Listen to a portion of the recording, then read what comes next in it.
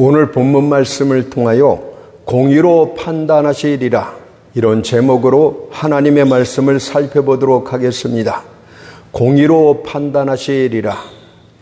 믿음의 선조들은 그들이 견디고 힘든 고난에 처했거나 세상 위로들이 다 사라지게 되었을 때 오직 하나님만 바라보았습니다. 그들에게 있어 하나님은 실제적인 존재였고 자신들이 피할 바위였으며 환난 중에 만날 큰 도움이셨습니다. 본문의 한나란 여인 역시도 하나님으로 말미암아 기쁨을 회복할 수 있었고 강한 자가 될 수 있었음을 이렇게 노래합니다. 사무엘상 2장 1절을 보니까 내 마음이 여호와를 인하여 즐거워하며 내 뿔이 여호와를 인하여 높아졌으며, 그러나 이에 반해 사람들은 다 불쌍한 위로자들입니다. 사람들은 마음속에 있는 슬픔들을 제거할 수 없습니다. 그들이 밤에게 대낮처럼 밝게 빛나라고 말하는 것은, 또한 가지를 늘어뜨리는 수양보들에게 종려나무처럼 머리를 높이려고 말하는 것은 다 쓸데없는 짓입니다. 그러니 괴롭고 슬픈 날에 이곳저곳의 친구들을 찾아다니며 나를 동정해다오, 나를 위로해다오 라고 부르짖지 마십시오. 사람들 사이에서 갈지자로 비틀거리지 말고 곧장 주님께로 달려가십시오. 마치 새가 숲으로 날아가듯이, 토끼가 바위틈 사이로 달아나듯이 곧장 피난처 대신 주님께로 달려가도록 하십시오. 이것이 바로 여러분들이 살 수 있는 유일한 길이 됩니다. 에레미야 17장 7절 8절을 보니까 여호와를 의뢰하는 그 사람은 복을 받을 것이라. 그는 물가에 심기운 나무가 그 뿌리를 강변에 뻗치고 더위가 올지라도 두려워 아니하며 라고 말씀하고 있기 때문입니다. 한나는 경건한 여인이었습니다. 그녀의 진실된 기도, 하나님으로 말미암아 크게 기뻐할 줄 아는 마음, 하나님의 말씀에 대한 전적인 신뢰, 자신의 가장 귀한 것을 하나님께 드릴 줄 아는 헌신적인 능력, 이 모든 것들은 그녀가 다른 사람들보다도 더욱 하나님을 경외하였던 여인이라는 것을 증거하고 있습니다. 또한 그녀는 온유한 여인이기도 했습니다. 분인나가 잔인하고 거만한 말로 그녀의 마음을 괴롭게 하며 격동케 하였지만은 그녀는 온유한 여인이었기 때문에 대꾸 한마디 없이 성전에 올라가 혼자 울기만 했다고 합니다. 그럼에도 불구하고 그녀는 사무엘상 1장 15절의 말씀처럼 마음이 슬픈 여인이었다고 합니다. 그 이유는 그녀는 아이를 낳을 수 없는 여자였기 때문입니다. 우리는 이 말씀을 통해서 사람들을 함부로 판단하지 맙시다. 비록 한나가 경건한 여인이었음에도 불구하고, 그녀가 온유한 여인이었음에도 불구하고 환경은 슬픔을 가질 정도로 심히 열악할 수 있다는 것을 살펴볼 수 있어야 됩니다. 옛날 동방의 여인들에게 있어서 아이를 낳지 못하는 것은 엄청난 슬픔이 되었습니다. 오늘날에는 그것이 별다른 슬픔도 아닌 그저 그런 일로 치부되고 있지만, 당시에는 그것은 뼈저린 고통이요 슬픔 그 자체였습니다. 잉태여 생산한 여인들이 잉태치 못한 여인들을 향하여 얼마나 조롱하고 멸시하고 격동하였는지는 한나의 경우를 통해서도 쉽게 알 수 있습니다. 사무엘상 1장 6절 7절을 보니까 그 대저 분인나가 그를 심히 격동하여 번민케 하더라. 부디다가 그를 격동시킴으로 그가 울고 먹지 아니하니. 그러나 한나는 슬픔의 때에 자신이 어디로 가야 하는지를 알고 있었습니다. 그녀는 사람들 앞에서 자신의 슬픔을 쏟지 않고 다만 하나님 앞에 나아가 자신의 슬픔 모든 것을 쏟아 놓았다고 합니다. 사무엘상 1장 10절을 보니까 한나가 마음이 괴로워서 여호와께 기도하고 통곡하며, 슬픈 마음은 항상 이런 방법으로 회복되어져야 합니다. 여러분들 마음 가운데 슬픔이 왜 회복되지 않습니까? 슬픔을 갖고 있다 할지라도 여호와께 나아가 기도로 그 슬픔을 쏟아놓지 않기 때문에 항상 마음은 고통과 괴로움 속에 있게 되는 것입니다. 마음이 즐거울 때는 하나님을 찬양하도록 하십시오. 그러나 슬플 때는 하나님께 통곡하며 기도를 해야 됩니다. 가장 훌륭한 기도는 가장 괴롭고 슬플 때에 나오기 때문입니다. 고난의 부싯돌이 부딪힐 때 강렬한 불꽃의 기도가 튀기기 때문입니다. 마침내 그녀의 기도는 응답되었고 아들 사무엘을 생산케 되었습니다. 이에 감격한 한나가 하나님을 찬양하게 되는데, 그것이 바로 오늘 본문의 말씀이 되겠습니다. 사무엘상 2장 2절 3절을 보십시오. 여호와와 같이 거룩한 이신 이가 없으시니 이는 주밖에 다른 이가 없고 우리 하나님 같은 반석도 없으심이니이다. 심히 교만한 말을 다시 하지 말 것이며 오만한 말을 너희 입에서 내지 말지어다. 여호와는 지식의 하나님이라 행동을 달아보시니라. 하나님은 이 노래 가운데 하나님의 속성들을 기쁘게 찬양합니다. 하나님의 속성이란 우리 인품과 마찬가지로 그분이 어떤 분인가를 정확하게 밝혀주는 것입니다. 우리가 어떤 유명인을 안다고 말할 때 단지 그가 어디에 살고 있는지, 그가 무엇을 좋아하고 무엇을 입는지를 아는 것은 사실상 아는 것이 아닙니다. 그가 어떤 성격을 갖고 있고 어떤 습관이 있으며 어떤 기질과 성품을 갖고 있는지를 잘 알고 있는 것이 비로소 그를 안다고 말하는 것 아닙니까? 이와 마찬가지로 하나님의 속성에 대해서 잘 모르는 자는 하나님을 모르는 자입니다. 우리 주변에는 하나님을 성경에 계시된 하나님이 아니라 자기 구미에 맞게 상상하고 있는 그리스도인들이 있습니다. 이런 사람들은 하나님을 섬긴다 할지라도 성경에 계시된 하나님이 아니라 자기 상상에 의해 설정된 하나님을 섬길 뿐입니다. 그래서 이들은 하나님을 모르는 사람이라고 말할 수가 있습니다. 만일 여러분이 그리스도인다운 그리스도인이 되기를 원한다면 성경에 계시된 하나님의 속성들, 하나님이 어떤 분인지를 정확하게 알고 그분을 닮는 것이 하나님을 가장 잘 아는 것이라고 할 수 있겠습니다. 첫째로 한나는 하나님의 거룩함을 알고 찬양을 했다고 합니다. 사무엘상 2장 2절을 보니까 여호와와 같이 거룩하신 이가 없으시니, 그리스도인들 가운데 하나님이 거룩한 속성을 갖고 있다는 것을 모르고 있기 때문에 자신들이 죄를 짓고 있음에도 불구하고 하나님이 자신들을 귀하게 생각하고 있다고 헛된 생각들을 하고 있는 자가 얼마나 많습니까? 죄를 범하고 있음에도 불구하고 아버지 앞에 어떤 물질을 드리면 하나님이 기뻐 받으신다고 착각하는 그리스도인들이 얼마나 많습니까? 그러나 한나는 정확하게 하나님의 속성을 알았어요. 여호와와 같이 거룩하신 이가 없으시니라고 크게 찬양을 합니다. 거룩함은 하나님이 가장 크게 찬양받아야 될 속성입니다. 하늘의 천사들이 모두 여호와를 이렇게 찬양하고 있기 때문입니다. 이사야 6장 3절을 보니까 서로 창하여 가로되 거룩하다 거룩하다 거룩하다 만군의 여호와여 그 영광이 온 땅에 충만하도다. 따라서 여러분이 하나님의 기쁨의 대상이 되기를 원한다면 죄악을 멀리하는 거룩하고 성결된 삶을 반드시 살아야만 됩니다. 우리가 세상 가운데서 술, 담배하고 온통 죄악된 생활을 하면서도 하나님이 자신들을 기뻐하고 있다고 생각하는 어리석은 크리스찬들이 얼마나 많은지 모릅니다.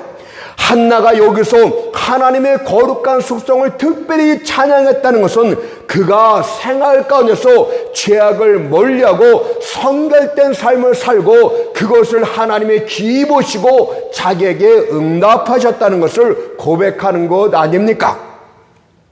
거룩이란 도대체 무엇입니까? 그것은 하나님 안에 거하면서 하나님을 위해서 살면서 하나님을 우러러보고 앙망하며 사는 것 자체를 거룩이라고 말하고 있는 것이요, 하나님하고 온통 모든 것이 직결된 상태를 거룩이라고 말합니다. 다른 말로 할 것 같으면 세상과 완전히 구별된 삶을 사는 것이 거룩이라고 말할 수가 있겠습니다. 과연 세상 사람들이 즐기는 것을 똑같이 즐기고 있으면서, 세상 사람들과 똑같은 동기로 행동하고 있으면서, 세상 사람과 똑같은 방식으로 살아가고 있으면서 자신을 하나님이 기뻐하는 사람이라고 착각하고 있다면 얼마나 큰 착각이란 말입니까? 그래서 주님께서는 요한복음 17장 16절에서 내가 세상에 속하지 아니함 같이 저희도 세상에 속하지 아니하였사나이다 라고 기도하고 있지 않습니까? 여러분들 하나님의 거룩함을 찬양하는 그런 성도입니까? 그러면 한낱처럼 마음의 슬픔 가운데 있다 할지라도 여러분들의 슬픔은 반드시 기쁨으로 바뀌는 축복이 임하게 될 줄 믿습니다. 세상과 그리스도인 사이에는 명백한 구별이 있어야만 됩니다. 그것은 비교 정도가 아니라 대조가 되어야 됩니다. 세상 사람보다 조금 더 나은 그런 상태가 아니라 완전히 대조된 삶을 살아야 된다는 뜻입니다. 생명과 죽음, 빛과 어둠처럼 완전히 정반대의 대조를 되어야만 되는 것이에요.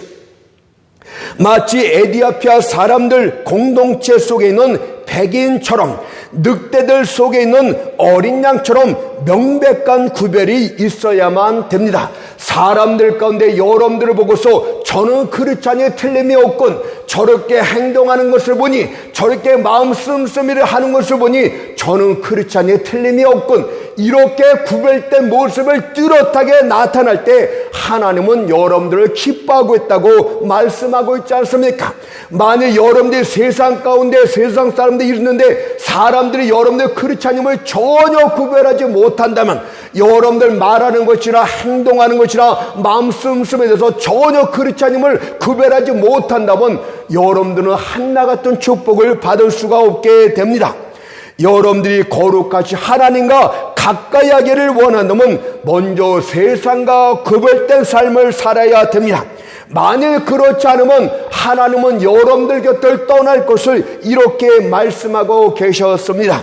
신명기 23장 14절을 보니까 그러므로 내 진을 거룩히 하라. 그리하면 내게서 불합한 것을 보시지 않으므로 너를 떠나지 아니하시리라. 거룩하신 하나님의 임재가 사라지게 되면 여러분들은 힘을 잃어버리고 맙니다. 삼손은 영적으로 성도들을 상징하지 않습니까? 그리고 삼손의 강한 힘이 그의 머리털로부터 나왔다고 합니다. 그의 머리털은 하나님의 구별된 자 나실이라는 것을 말씀하고 있는 것이고, 또한 그것은 하나님의 임재의 상징이 됩니다. 나실인이라는 것이 하나님 앞에 구별된 자, 세상과 구별된 자의 특징이 머리카락입니다. 그리고 그 머리카락은 임재의 상징이었습니다. 왜냐하면 그가 세상 정욕 가운데 빠지게 되었을 때 머리털이 잘리자 그것을 하나님이 떠나신 것이라고 표현하고 있기 때문입니다. 사사기 16장 20절에 보니까 여호와께서 이미 자기를 떠나신 줄을 깨닫지 못하였더라. 머리카락이 잘려지자마자 하나님의 임재하심이 사라지고 맙니다. 그러므로 여러분들은 세속적인 것들에 주의하도록 하세요. 죄악들에서 주의하도록 하세요. 경고치 못한 것들에서 조심하도록 하세요. 왜냐하면 그런 것들로 인하여 여호와의 임재하심이 사라지게 되면 여러분들은 예전처럼 힘을 쓸 수 없기 때문입니다. 한나가 여호와의 하나님의 속성 거룩함을 찬양하고 하나님의 공의에 저울 때 앞에서 하나님의 거룩함으로 나를 측량하셨다고 고백하고 찬양하는 것은 우리에게 많은 교훈을 주고 있지 않습니까? 여러분의 기도를 유창하게 함으로 하나님의 응답하는 것이 아니고 여러분들 삶이 세상과 구별된 삶을 평소 때 살게 될 때 하나님이 여러분들의 기도에 응답하여 주십니다. 두 번째로 한나는 주님의 전능하심을 찬양했습니다. 사무엘상 2장 2절을 보니까 이는 주밖에 다른 이가 없고 우리 하나님 같은 반석도 없으시니이다. 여기서 반석이란 흔들림이 없고 정복할 수 있는 절대 능력을 상징하고 있습니다. 하나님의 창조 능력을 보십시오. 아무것도 없던 무에서 태양과 달과 별들과 모든 것들을 창조하였습니다. 이것이 바로 전능하신 능력이고 에레미야는 그런 전능하신 하나님을 믿었다고 고백을 합니다. 에레미야 32장 17절을 보세요. 주 여호와여 주께서 큰 능과 드신 발로 천지를 지으셨사오니 주에게는 능치 못할 일이 없으시니이다. 이 한나도 하나님의 그 전능하신 능력을 굳게 믿었다는 뜻입니다. 이스라엘을 애굽 땅 속박의 집에서 구원하셨던 하나님의 능력이 바로 전능하신 능력이 됩니다.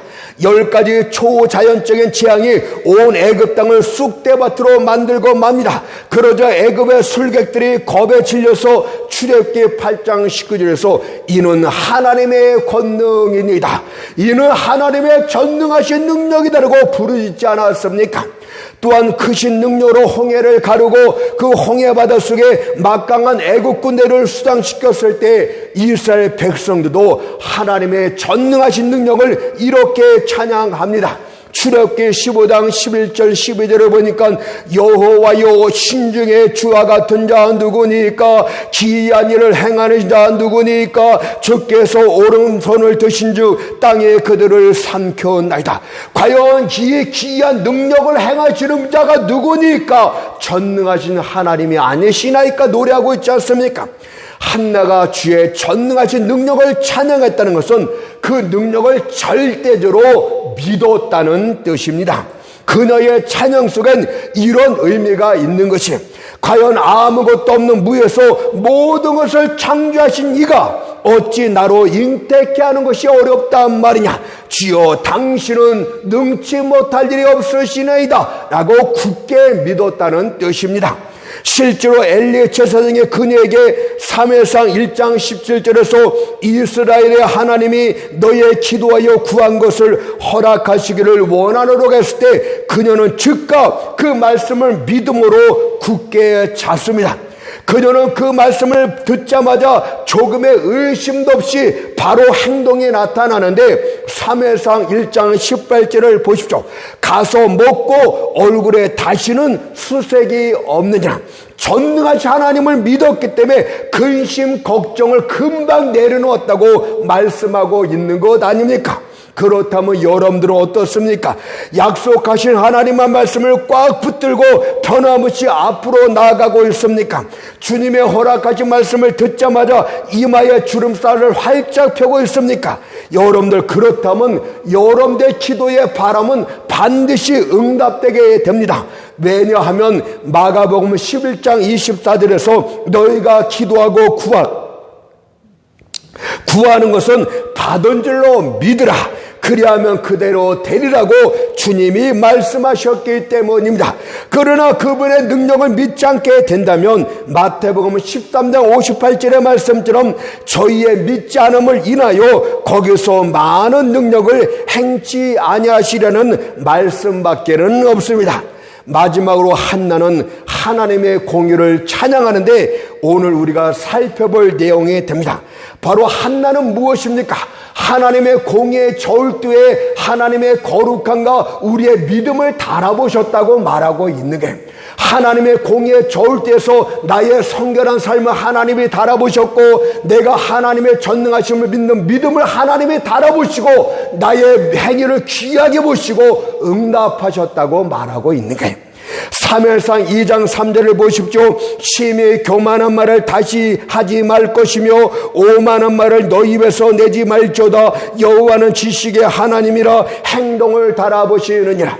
사람들이 한나를 어떻게 보든 간에 하나님은 자신 내면에 있는 거룩한 삶을 지켜보고 계셨고 내 안에 있는 믿음을 달아보시고 하나님이 응답하셨다고 고백하고 있는 것 아닙니까? 따라서 우리는 오늘 본문 말씀을 통하여 공의로우신 하나님과 관련하여 다음과 같은 두 가지 사실을 살펴보도록 하겠습니다.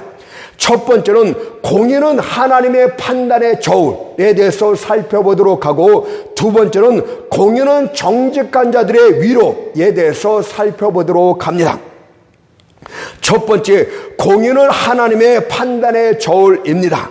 사무엘상 2장 3절의 말씀처럼 여호와는 지식의 하나님이라 행동을 달아보시느니라 라고 말씀하셨어요. 하나님은 자비로우신 분이십니다. 하지만 이 자비하심은 항상 엄격한 공의와 함께 합니다. 공의란 말은 오늘 본문에서 달아보신다는 말로서 표현되고 있는데 철저한 시험과 검증을 거쳐 우리의 행동에 대해서 정확히 평가하신다고 말씀하고 계십니다. 여러분들이 복을 받고 안 받고는 하나님의 사랑으로부터 나오기보다는 하나님의 공의로 평가에 의해서 나오고 있다고 말씀하고 있지 않습니까? 따라서 하나님의 뜻대로 산 자는 공의로운 판단은 그 자체가 위로가 됩니다. 내가 하나님의 뜻대로 살았지만 지금 아무것도 없고 어려운 가운데 있습니까? 그러나 하나님은 공의롭다는 것을 알았기 때문에 그것이 큰 위로가 돼요. 하나님은 나의 모든 것을 아신다. 그러니 나중에 나를 반드시 축복할 것이다. 하나님의 공의는 정직하고 하나님의 뜻대로 산 자에겐 엄청난 위로가 될 수가 있는 것입니다. 그러나 하나님의 뜻을 거역하고 산 자는 하나님의 공의로운 판단은 공포 그 자체로 다가오게 됩니다. 열심히 정직하게 산 자에겐 공의가 큰 위로가 되지만 정직하지 못한 자, 게으른 자들은 궁극적으로 공의는 고난 그 자체로 다가오게 되는 것입니다. 먼저 사람의 판단과 하나님의 판단은 완전히 다릅니다. 사람의 판단은 하나님의 공의의 판단에 비교해 볼 때 경쟁 자체가 될 수 없어요. 하나님의 공의의 저울은 모래알 하나만 얹어도 머리카락 하늘만 올려놓아도 길어지는 저울이기 때문입니다. 먼저 사람들은 행동의 찬란한 빛만 보고 판단을 합니다. 사람들은 속이 덩빈 물방울 표면에 무지개 색깔만 보고 행동들을 평가합니다. 하지만 하나님은 그런 찬란한 색깔에 속지를 않아요. 그 물방울들을 다 압축하여 저울대 위에 올려놓고 무게들만 달아보신다고 합니다. 어떤 사람의 행위가 여론에 의해서 과장되게 평가되곤 합니다. 그러나 그 행위는 아무리 살펴봐도 특별히 선한 것도 없고 자비로운 행위도 아닙니다. 그럼에도 불구하고 사람들은 특정한 사람의 행위라 하여 그것을 크게 이슈하고 과장되게 평가합니다. 하지만 하나님 앞에선 대통령의 행위나 일꾼들의 행위나 똑같던 저울대 위에서 평가되어집니다. 따라서 사람들 앞에선 위대한 행위라고 평가되는 것도 하나님의 저울대 위에선 작은 돌멩이로 평가될 때가 얼마나 많은지 모릅니다. 다음으로 사람들은 결과만 보고 행동들을 판단합니다. 그러나 하나님께서는 과정들까지 다 보십니다.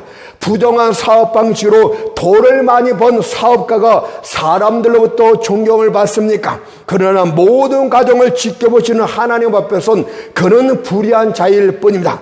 그도 역시 감옥에 있는 도둑과 똑같다고 하나님은 보고 계신 것입니다. 한 철도 공무원이 게으름으로 스위치를 작동하지 않았어요. 그런데 다행히도 다른 사람의 그것을 발견하여 스위치를 작동시킴으로 대형 사고를 막을 수 있었습니다. 그런데 또 다른 철대 공무원도 소란과 게으름으로 스위치를 작동하지 않았습니다. 그러나 그때는 다른 사람이 그것을 발견하지 못했기 때문에 대형 사고가 일어나고 말았습니다. 그래서 많은 사람들의 목숨을 잃고 말았습니다. 이때 사람들의 판단은 첫 번째 철도 공무원에 대해서는 아무 이야기도 하지 않고 두 번째 철도 공무원만 정죄하고 죄인으로 판단을 합니다. 그러나 하나님 앞에서는 두 명의 철도 공무원 모두 다 게으른 자요 죄인에 속합니다. 그렇다면 하나님의 판단은 어떻습니까? 하나님의 판단의 가장 중요한 것은 이미 말씀을 드렸듯이 여러분들의 성결된 삶이 하나님의 판단 기준이고 여러분들의 믿음이 하나님의 중요한 판단 기준이 됩니다. 그러나 이것 외에도 하나님은 여러분들의 내면의 동기와 의도와 목적까지도 다 보고 판단하십니다. 사무엘상 2장 3절에서 여호와는 지식의 하나님이라고 하였듯이 그분의 공의로운 판단은 모든 것을 다 아시는 전지함에 근거를 하고 있습니다. 하나님의 불꽃 같은 눈은 여러분 내면의 숨겨진 의도와 동기까지도 잘 지켜보시는 중에 장차 그것들이 어떤 행동으로 나타날 것까지 다 이미 아시는 중에 판단하고 계십니다. 따라서 그분께서는 잘못된 판단이나 잘못된 평가를 하지 않습니다. 그래서 다윗은 시편 139편 1절 3절에서 이렇게 고백을 했습니다. 여호와여 주께서 나를 감찰하시고 아셨나이다. 주께서 나의 앉고 일어섬을 아시며 멀리서도 나의 생각을 통촉하시며 여러분의 생각까지 다 뚫어보고 계신데 나의 길과 눕는 것을 감찰하시며 나의 모든 행위를 아시오니 라고 고백하고 있지 않습니까? 아람왕 베나닷의 신하 하사엘을 보십시오. 사람들은 그를 보고 충성된 신하라고 하였고 왕도 역시 그를 충성된 신하로 인정을 했습니다. 그러나 하나님의 감동을 받은 엘리사가 볼 때는 전혀 달랐습니다.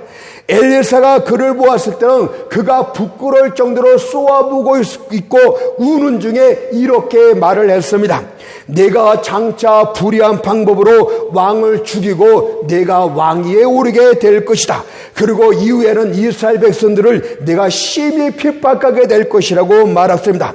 그러자 하세는 크게 정색하면서 나처럼 개 같은 종이 어찌 그런 끔찍한 일을 그런 큰 일을 할 수 있단 말이냐고 그렇게 자신의 마음을 숨깁니다. 그러나 기회가 이르자 그는 기다렸다는 듯이 왕 베나닷을 죽이고 자신이 왕위에 오르고 하나님의 백성들을 괴롭히게 됩니다. 열왕기하 8장 15절을 보세요. 그 이튿날에 하사엘이 이불을 물에 적시어 왕의 얼굴에 덮음에 왕이 죽은지라 저가 대신하여 왕이 되니라. 하나님은 여러분들 마음의 모든 의도까지 다 알고 계시고 여러분들이 어떤 행동을 할지도 다 알고 계십니다. 여러분들 그러니 하나님의 판단이 잘못됐다고 생각하지 마세요. 하나님 나를 그렇게 한 적이 없는데 하나님이 보실 때는 그냥 내버려두면 그렇게 얼마든지 하실 수 있는 것을 그분은 알고 계신다 이 뜻이에요.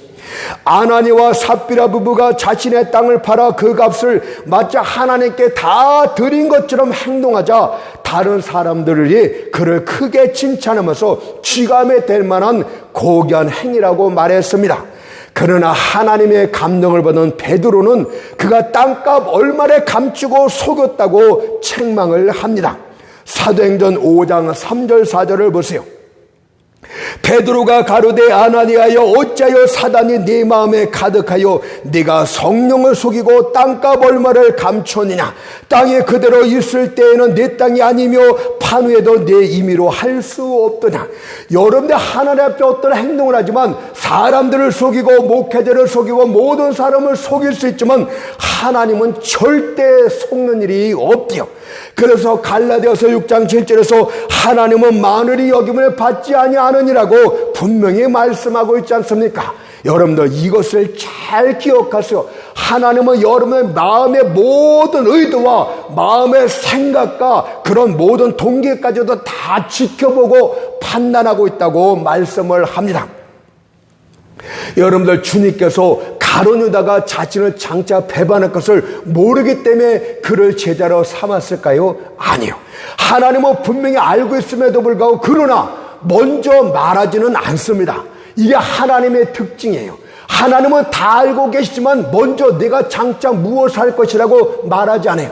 만약 그렇게 하실 것 같다면 사람들이 반격하면서 나는 그렇게 하지 않았는데 하나님이 나를 죄인으로 몰아붙입니다. 그렇게 하는 것을 하나님은 너무나 잘 알고 있기 때문에 절대 말하지 않습니다. 그러나 가룟 유다가 그 의도를 마침내 드러낼 때 비로소 네가 마귀의 자식이라고 주님이 말씀하고 있는 것처럼 하나님은 그 의도가 본격적으로 표만될 때까지 절대 말하지는 않지만 그분은 다 평가를 하고 계신다. 이 진리를 우리가 놓쳐서는 안 돼요.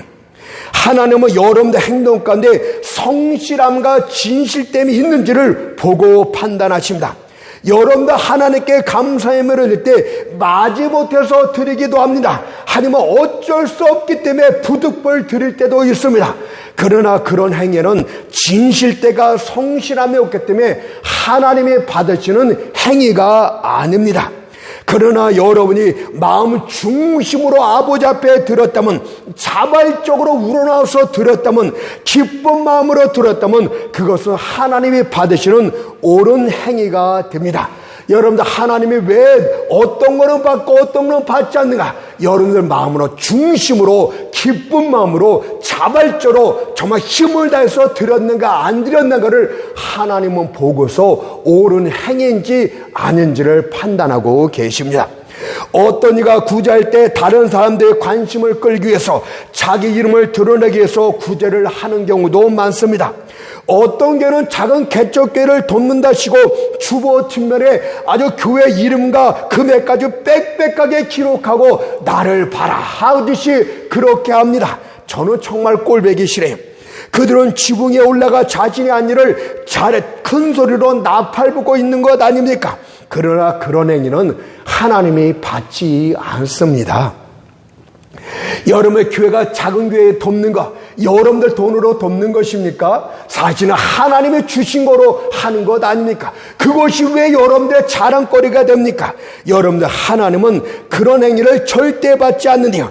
만일 여러분들이 마태복음 6장 3절 4절의 말씀처럼 너는 구제할 때 오른손에 하는 것을 왼손이 모르게 하라. 네 구제함이 은밀하게 하라라고 말씀하시고 내가 은밀하게 하면 은밀한 중에 보시는 하나님이 갚아주시겠다고 말씀하고 있지 않습니까? 여러분들 하나님은 여러분들 진실됨이 무엇인지 과시하기 위해서 교만해서 하는지 아니면 성실하고 진실되고 기쁜 마음을 하는지를 다 보면서 판단하신다고 말씀하고 계세요. 또한 두 번째 하나님은 여러분들의 행동의 동기도 보고 판단하십니다.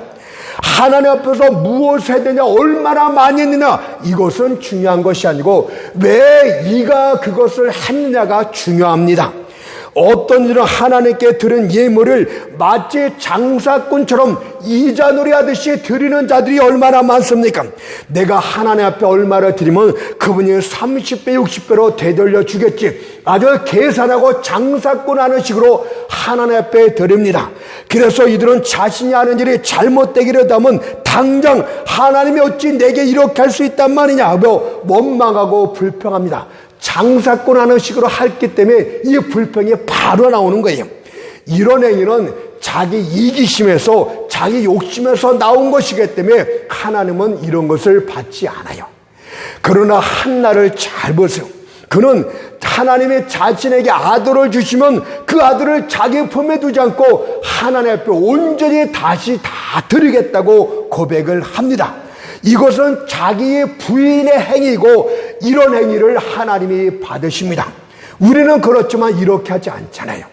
그는 완전히 자기의 부인을 합니다. 하나님의 드린 거 아버지 앞에 모두 올려드리겠다고 하는 이 자기 부인이 하나님의 기뻐 받으시는 행위입니다. 여러분은 하나님께서 어떤 행위를 하거나 드릴 때, 하나님께 어떤 행위를 하거나 드릴 때 자기 이익을 행해서 하였는지, 자기의 부인, 즉 하나님의 영광을 위해서 했는지 그것을 보고서 하나님이 받기도 하고 거부하기도 하십니다. 한나의 기도를 보세요.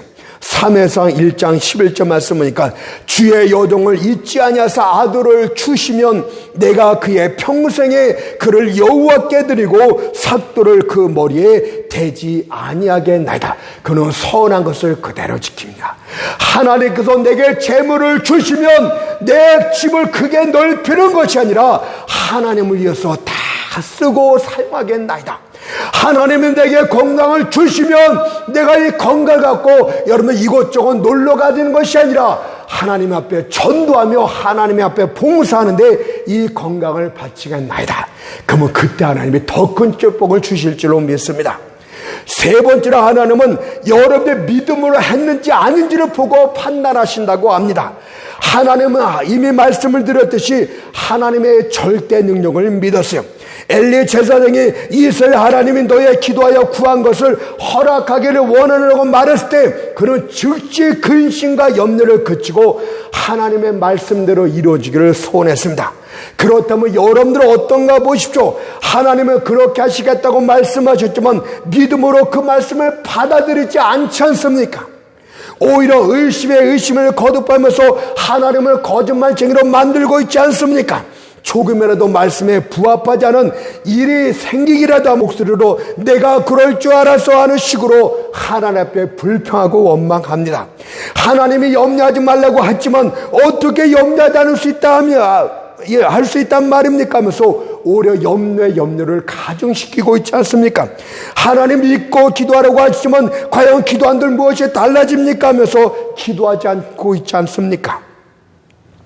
여러분들 만약 여러분들 역경의 날에 여러분 믿음이 확고하지 못하다면, 폭풍의 날에 여러분들 신앙이 아무 위로도 주지 못한다면 여러분들의 모든 행위는 하나님 앞에 부족함을 보이게 됩니다.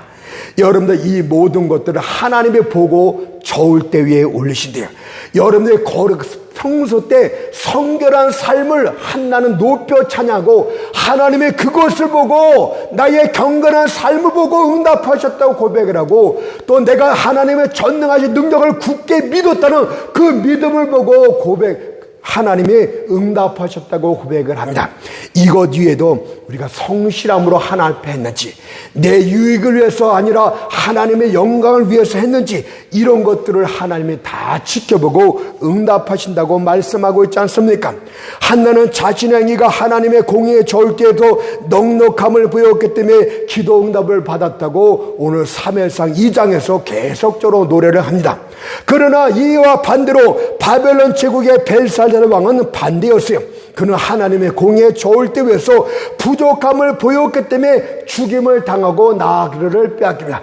하나님은 이 벨사살 왕을 무조건 이방인의 왕이라고 해서 심판한 것이 아니고 정확하게 그도 좋을 때에서 달아보셨대요.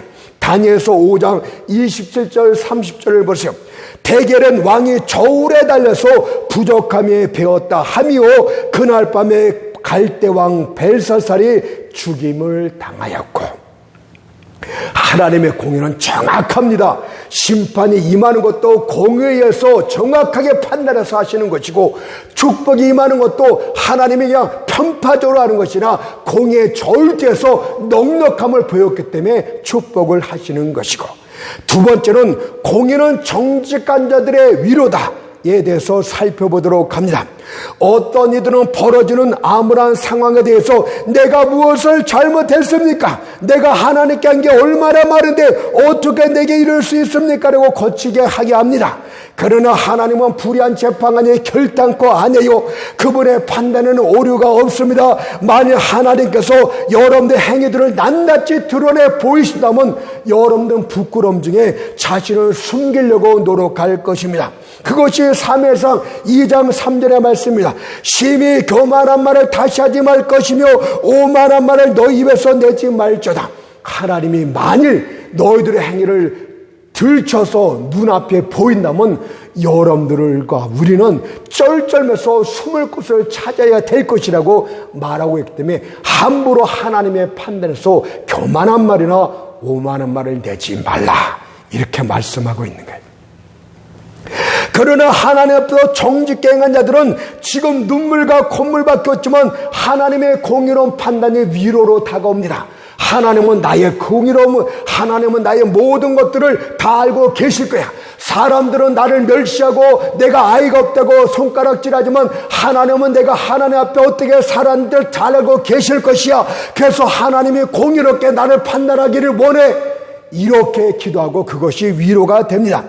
우리는 남이 알아주든 알아주지 않던 맡겨진 사명에 충성하면서 힘써 돌짝밭을 일구고 가장 좋은 복음의 씨앗들을 아낌없이 뿌려왔다고 감히 고백을 합니다.